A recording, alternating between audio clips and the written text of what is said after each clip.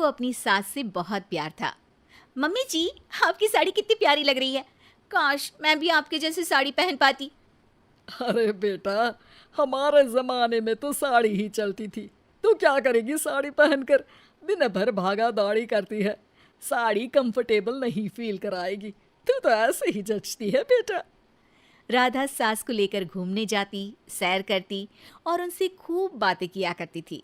एक दिन, अरे राधा और माँ सुनो, अब हम लोगों को बम्बई चलना पड़ेगा। मेरी नई नौकरी वहीं लगी है। अरे वाह माँ, कितना मजा आएगा ना। अरे नहीं नहीं, मैं नहीं जाऊंगी। बड़ा शहर, बड़े लोग, मेरा दिल नहीं लगेगा। अरे माँ, मैं हूं ना आपके साथ। और सारा परिवार बड़े शहर में शिफ्ट हो जाता है। एक दिन, राधा, तू भी अब नौकरी में जाने लगी है। मैं तो बोर हो जाती हूँ। सोच रही हूँ आसपास की औरतों से दोस्ती कर लूँ।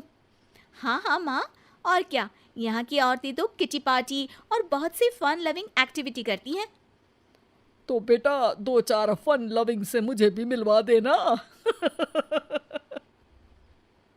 बहू सास के साथ बाहर निकलती है तो देखती है कि सास की उम्र की जो औरतें टहल रही हैं, उनका पहनावा ओढ़ावा सास से बिल्कुल अलग है। लेकिन फिर भी राधा एक औरत को रोकती है। Hello aunty, how are you? Oh great darling. Aunty, हम लोग यहाँ नए शिफ्ट हुए हैं। ये मेरी मम्मी है। क्या ये कल से आप लोगों को ज्वाइन कर सकती हैं? वो औरत सास की तरफ बड़ी ही अजीब नज़रों से देखती है, फिर कहती है, अब ठीक है, कल से भेज देना। सास समझ जाती है कि उस औरत को वो ठीक नहीं लगी, लेकिन फिर भी वो कुछ नहीं बोलती। अगले दिन, अरे माँ, अच्छी सी साड़ी पहनकर तैयार होकर जाइए। आपको आपकी दोस्तों के पास जाना है ना। और नहीं नहीं, मैं सोच रही हूँ घर पर बैठकर टीवी देखूं। वैसे भी रामायण का नया एपिसोड आएगा। नहीं माँ, आप जाओ ना, लोगों से मिलो, बात करो, अच्छा लगेगा।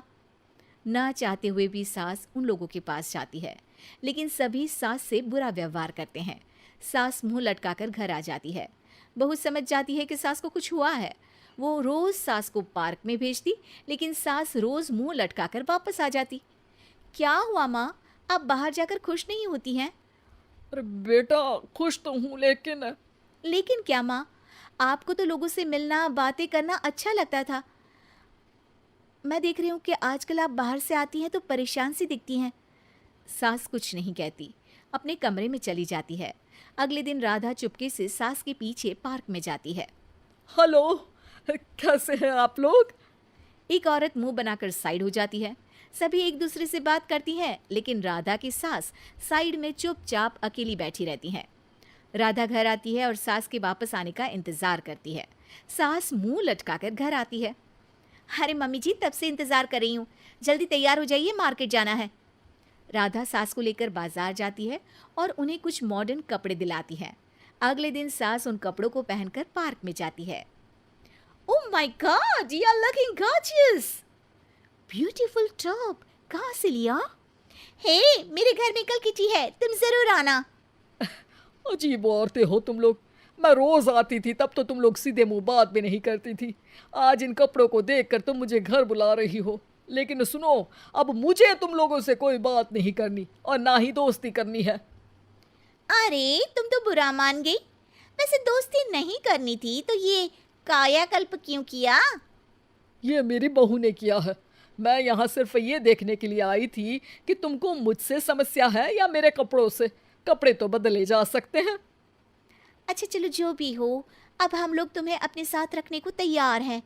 लेकिन अब मुझे तुम लोग नहीं पसंद। ये बोलकर राधा की सास वहां से चली जाती है। वाह माँ जी, आज तो आपका चेहरा खिला खिला सा लग रहा है। लगता है आपकी सहेलियों ने आपको अपना लिया। हाँ, वो तो अपनाना ही था।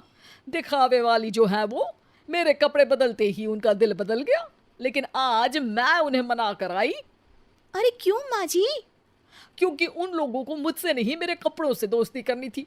वैसे मेरे पास तो तू है ना, मेरी प्यारी बहू। मुझे किसी की जरूरत नहीं है। अरे नहीं नहीं माँ जी, आप ऐसा क्यों सोच रही हैं? बेटा, ये गलत भी तो नहीं है। जैसा देश वैसा भेष। क्यों? ठीक है ना माँ, अब जब ये हम लोगों का देश है तो क्यों ना हम यहाँ का भेष अपना ले। हाँ हाँ ज़रूर, मैं तो तैयार हूँ। समय के साथ खुद को बदलने में कोई बुराई नहीं है, लेकिन कहीं नकल के चक्कर में बंदर ना दिखने लगूं। खैर, बहू लग जाती है सास की कायाकल्प